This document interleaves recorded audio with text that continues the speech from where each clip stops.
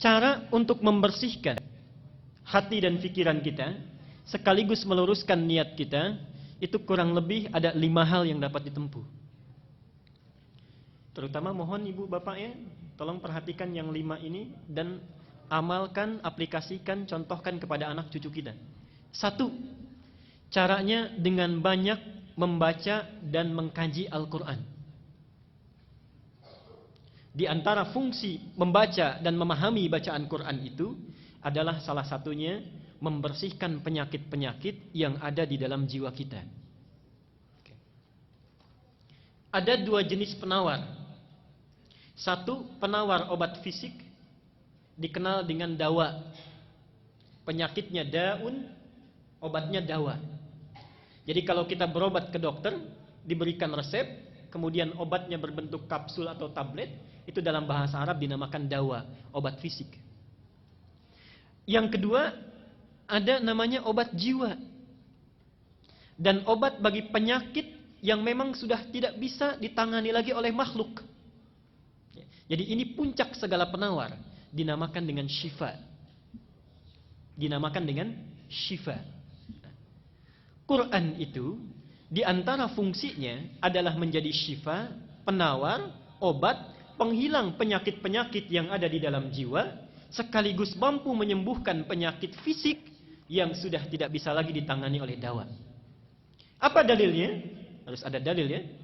Quran surat Al-Isra, surat 17 ayat ke-82.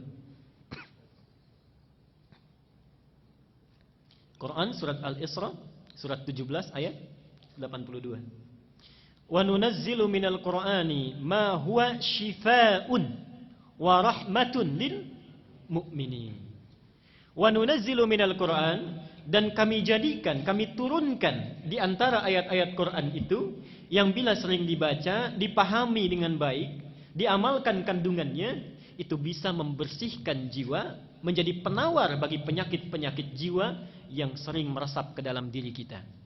Wa rahmatun lil mu'minin, sekaligus menjadi rahmat, kemudahan dalam mengiringi aktivitas yang kita jalani di dalam aktivitas keseharian kita. Itu yang pertama. Jadi ibu bapak kalau punya putra, mau cerdas di sekolahnya, mau bagus belajarnya, itu tolong perhatikan bacaan Qur'annya. Semua orang Islam yang pintar-pintar, kita tidak usah berbicara zaman sahabat ya, masa-masa keemasan Islam saja setelah tabi'in, semua ulama, semua cendekiawan, semua ilmuwan yang akan mempelajari ilmu-ilmu hidup, ilmu-ilmu kehidupan, ada matematika, biologi, fisika, kimia, semuanya mempelajari Quran dulu. Ibnu Sina, Al-Kindi, Al-Farabi, Al-Ghazali, Ibnu Rushdi, Al-Khawarizmi, Al-Bantani, Al-Bituni, semuanya dari Quran dulu.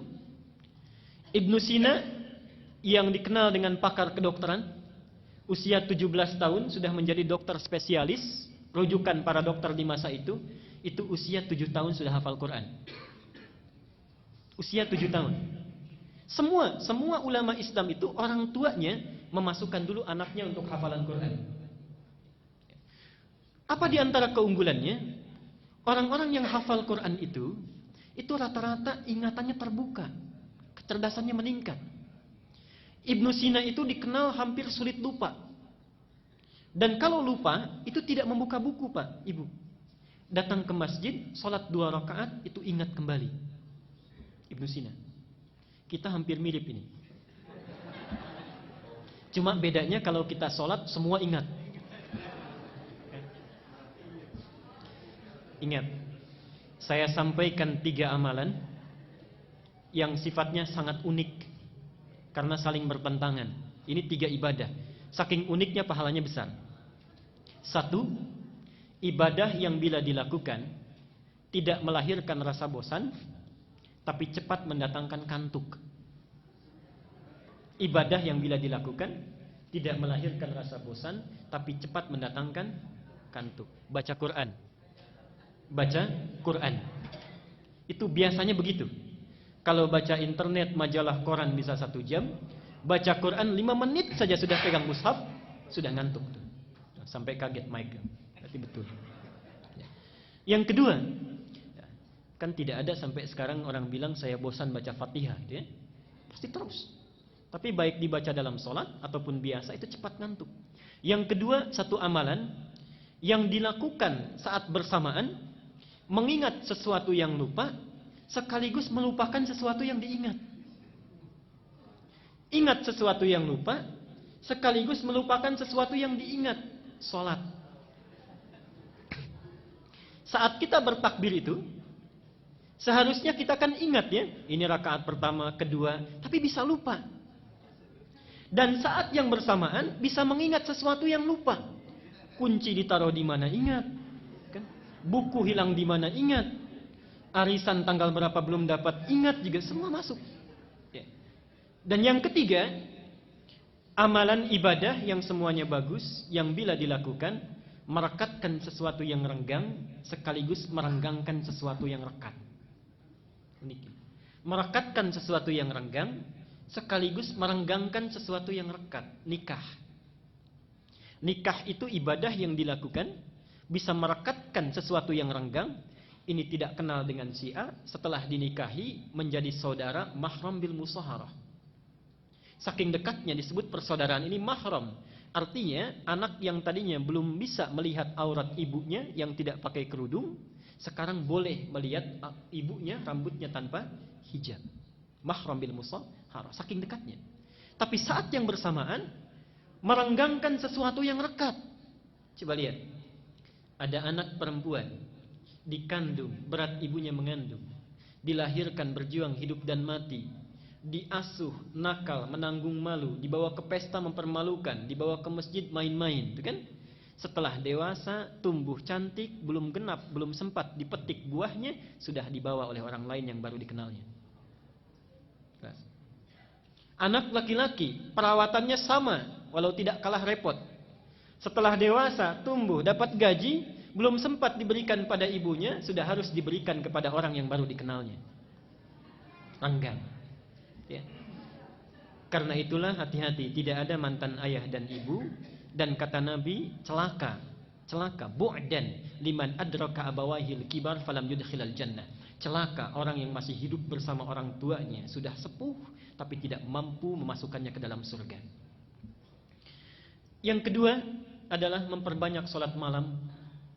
Memperbanyak sholat malam, rajin tahajud. Itu untuk membersihkan jiwa dan pikiran kita. Dalilnya surat Al-Muzammil ayat ke-6.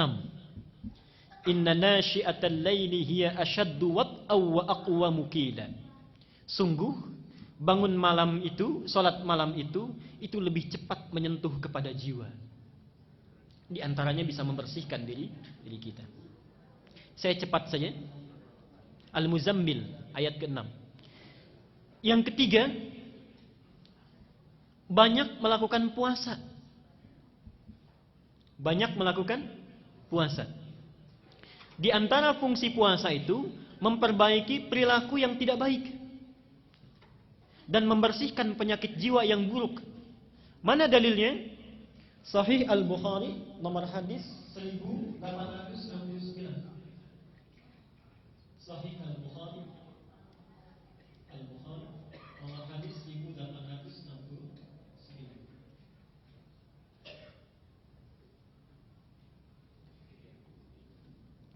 Kullu amal ibni Adam lahu illa siyam fa innahu li wa ana ajzi bihi. Setiap amal anak Adam itu untuknya kecuali puasa, maka dia untukku dan aku yang memberi pahalanya. Terusannya apa? Diteruskan oleh Nabi, fa inimruun qatalahu aw syatamahu, maka jika ada seseorang yang memprovokasi dirinya untuk mengajak berkelahi, untuk mencaci dirinya, untuk berbuat yang tidak baik, maka katakanlah, kata Nabi, inni shaimun marwataini. Katakan saya puasa. Jadi fungsi puasa itu untuk menahan dan memperbaiki diri dari perilaku-perilaku yang tidak baik. Yang keempat, masih ibadah. Yang keempat, memperbanyak istighfar dan bertaqarrub kepada Allah. Memperbanyak istighfar dan bertaqarrub kepada Allah, khususnya di penghujung malam menjelang waktu fajar. Khususnya di penghujung malam menjelang waktu fajar. dalam bahasa Quran disebut dengan sahar istilahnya. Wabil ashari hum yastaghfirun. Surah Az-Zariyat surah ke-51 ayat ke-18 dalilnya. Wabil ashari hum yastaghfirun.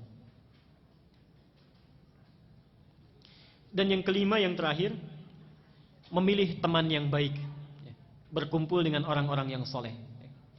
Ilmu kita bagus, hati kita baik, tapi berkumpul dengan orang-orang yang jelek, perilaku anak pun akan terpengaruh. Ini maaf Pak Ibu ya, tolong mulai sekarang itu kalau cari-cari sekolah, cari universitas, cari yang 5 kriteria ini baik. Yang bisa memberikan akhlak yang baik, tempat yang baik. Jangan sekedar pandai ya, pandai itu gampang dicarinya. Tapi carilah sekolah yang memberikan akhlak yang baik.